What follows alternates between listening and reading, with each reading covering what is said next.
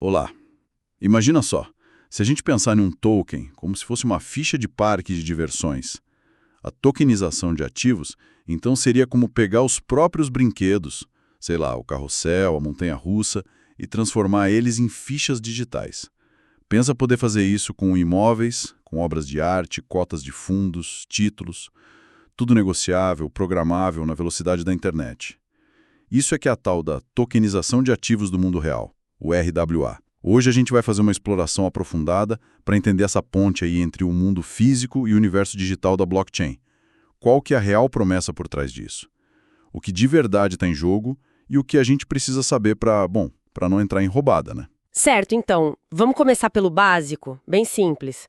O que significa, assim? O que é tokenizar um ativo do mundo real? Então, essencialmente criar uma identidade digital para um ativo que existe fora da blockchain, sabe? Pensa num imóvel, ou, sei lá, ouro, uma commodity. Ou até algo que a gente não pega, tipo direitos autorais, crédito de carbono. Essa identidade digital vira o token, e ele é emitido e gerenciado numa blockchain. E quem faz isso é um contrato inteligente, o smart contract. Várias fontes, tipo Ambima, Bitbank, MJV, falam disso. E o ponto-chave aqui, eu acho, é que não é só um arquivinho digital, tipo um PDF. É um registro de propriedade mesmo, só que ele carrega regras. Vem com regras embutidas por causa do smart contract. Ele pode dizer quem é o dono, como pode vender, como que distribui o rendimento, tudo automático, seguro, ali na rede blockchain.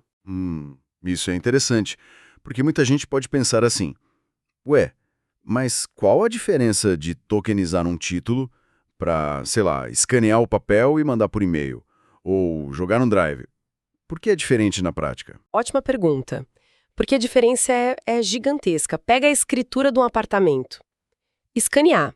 Você só cria uma cópia digital. Parada. Estática. Tokenizar, nesse caso, seria criar um token que representa a propriedade daquele apartamento na blockchain.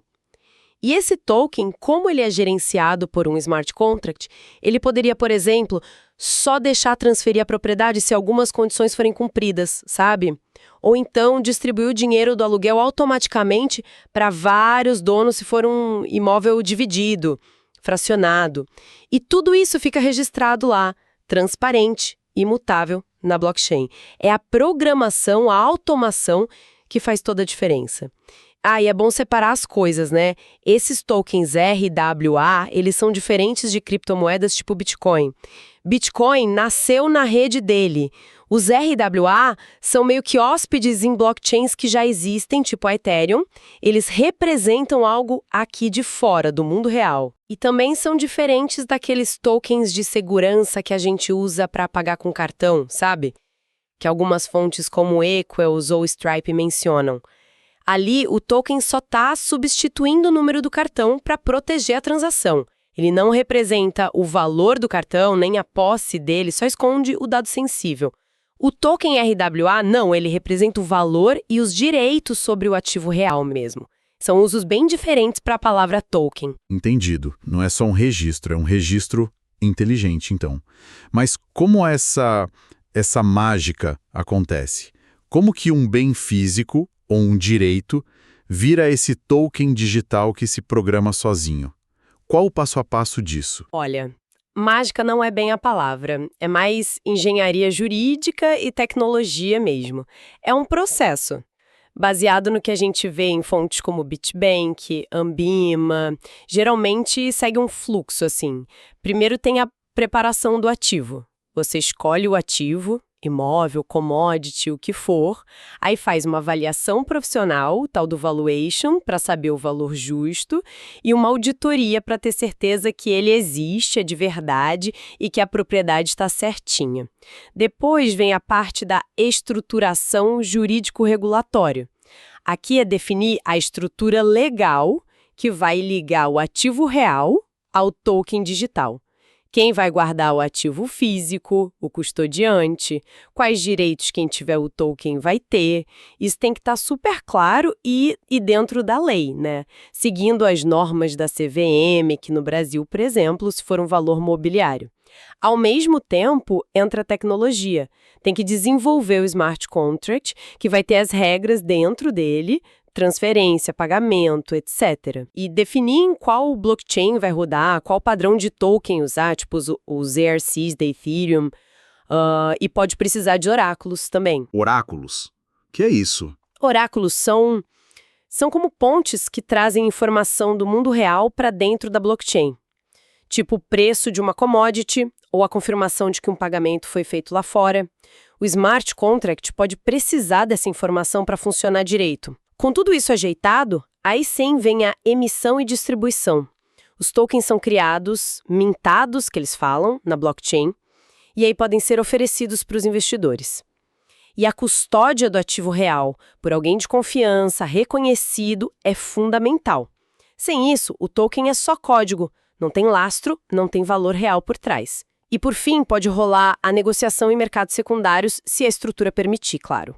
Então, parece que o smart contract funciona quase como um cartório digital que roda sozinho, que faz as regras valerem automaticamente. Ou talvez um recibo inteligente que se confere e paga o que deve na hora certa. Exato. Essas analogias pegam bem a ideia.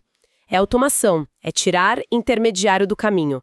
O smart contract faz o que está no código e todo mundo pode verificar na blockchain. Legal, mas isso já saiu do papel. Digo, além da teoria, onde é que a gente já vê essa tokenização rolando? Assim, de forma relevante. Tem algum exemplo que talvez a gente até use ou ouça falar e nem se liga, que é RWA? Com certeza. Já é realidade em vários setores. E alguns exemplos são bem grandes. Em vez de fazer uma lista enorme, vamos focar nos tipos principais que as fontes Ambima, Bitbank, MJV, notícias do Times Brasil destacam bastante. Primeiro, instrumentos financeiros. Aqui o negócio pegou forte. A gente tem fundos de investimento tipo o DL da BlackRock, que é gigante, ou um fundo do governo americano da Franklin Templeton. As cotas deles são tokens on-chain. Empresas como a Siemens, o Banco Europeu de Investimento, já emitiram títulos de dívidas bonds direto na blockchain. Nossa, BlackRock, Siemens, são nomes pesados. Sim. E tem o mercado imobiliário. Ainda está começando, em volume, mas já existem plataformas que deixam você comprar pedacinhos de imóveis. Isso torna o investimento mais acessível, né? Outro uso importante, colateral. O JP Morgan tem um sistema, o TCN, que é uma rede de colateral tokenizado. Basicamente, permite que bancos usem ativos tokenizados como garantia para empréstimo ou outras operações, quase instantaneamente entre eles. Isso libera capital, aumenta a eficiência. Uau, isso é rápido. Muito rápido. E fora isso, tem outros ativos. A gente vê tokenização de commodities, de créditos de carbono, o que ajuda na transparência, na negociação desses mercados. E até a arte, colecionáveis, muitas vezes usando NFTs para garantir que é autêntico e para vender frações da propriedade. O potencial é tão grande que tem projeções que a Ambima cita, baseadas em dados do Fórum Econômico Mundial de consultorias, falando em até 24 trilhões de dólares em ativos na blockchain até 2027. E muito disso via RWA. 24 trilhões é muito dinheiro. Mas, voltando um pouco para o básico, por que ter todo esse trabalho? Qual é a grande vantagem que faz valer a pena essa complicação toda de tokenizar? As vantagens são o que puxa essa transformação toda. A gente pode agrupar em alguns pontos principais que as fontes como Ambima, Bitbank e MJV sempre mencionam. Primeiro, liquidez e acesso. Essa talvez seja a maior promessa, né? Ativos que normalmente são difíceis de vender rápido, tipo imóvel, podem ficar mais líquidos, mais fáceis de negociar se você divide em tokens menores. É o fracionamento. Isso também abre a porta para a gente com menos grana poder investir em mercados que antes eram só para quem tinha muito capital. Entendi. Mais gente podendo participar. Exato. Segundo ponto, eficiência e custo.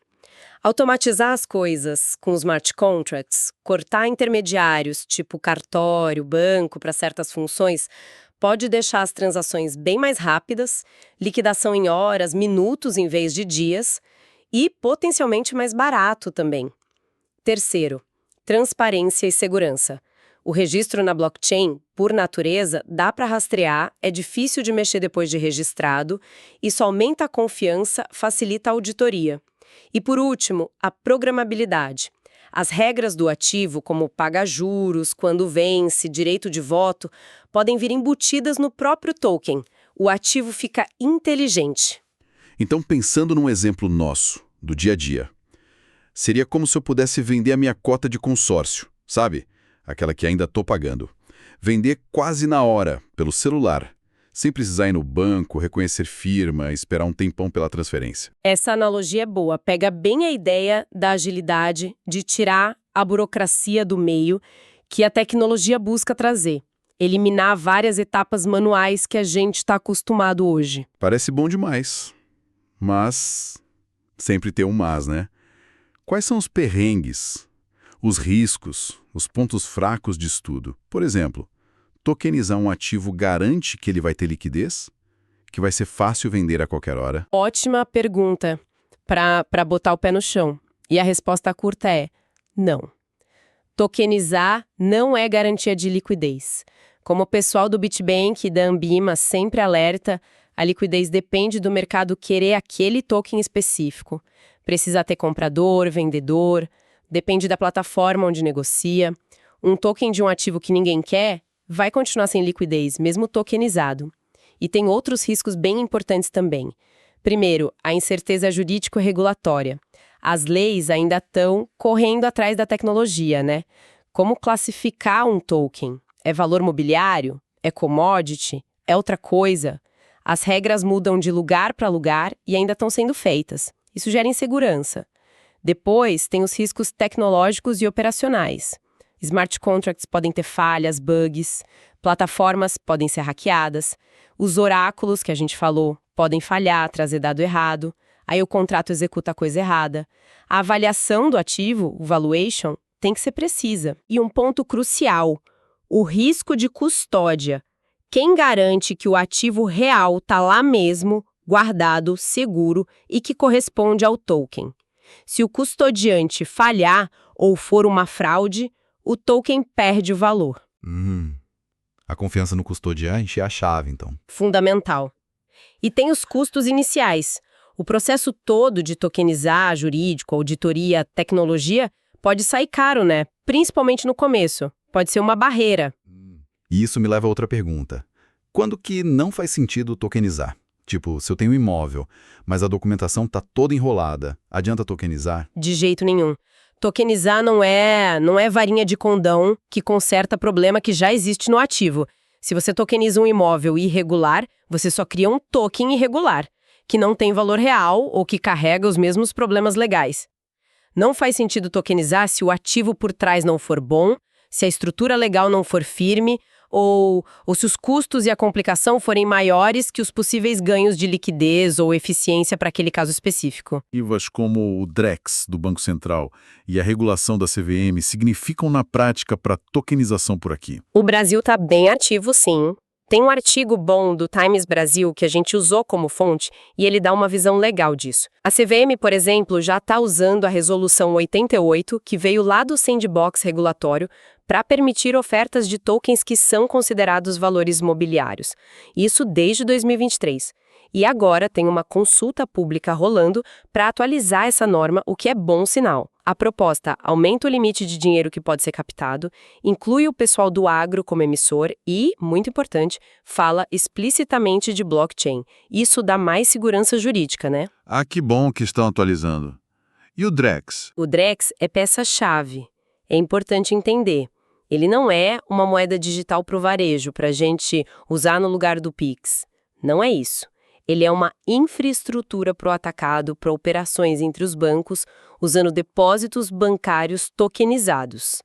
A grande sacada dele é que pode permitir que a liquidação de transações com outros ativos tokenizados aconteça na hora e na mesma plataforma. É o tal do DVP, Delivery versus Payment, entrega contra pagamento. Imagina você comprar um token de título público e pagar com Drex, e as duas coisas acontecerem ao mesmo tempo, ali na blockchain do Banco Central. Isso pode destravar um mercado secundário muito mais eficiente, talvez até 24 horas por dia, 7 dias por semana no futuro. Nossa, isso sim seria uma revolução na liquidação. Exato. E claro, tudo isso exige adaptação profissional. Advogado, consultor, o mercado todo precisa entender a tecnologia, a lógica desses negócios digitais para conseguir atuar nesse cenário novo. Então, para a gente amarrar as pontas, a tokenização de ativos reais parece ser bem mais que só uma moda passageira, né? É uma infraestrutura de tecnologia mesmo, com um potencial real para redesenhar como a gente lida com propriedade, com investimento, promete mais acesso, mais agilidade, mais eficiência usando a blockchain. Exatamente. Mas como a gente bateu na tecla aqui, é uma infraestrutura programável, é uma ferramenta. O valor não está magicamente no token por si só. Ele depende totalmente da qualidade, da estrutura jurídica, da segurança de quem guarda o ativo real, da utilidade daquele ativo que ele representa. Por isso, quem está explorando esse território precisa de informação boa, análise crítica e uma dose de cautela, sabe? Não é hora para hype e para empolgação cega. É hora de entender os fundamentos. Perfeito. E para nossa reflexão final, então, já que a tokenização permite dividir propriedades de um jeito novo, automatizar regras complexas, que processo ou que ativo hoje que talvez esteja amarrado em papelada, em cartório, em intermediário, qual deles poderia ter um maior ganho de eficiência, de transparência, se fosse representado e gerenciado de forma programável numa blockchain? Fica aí a pergunta no ar.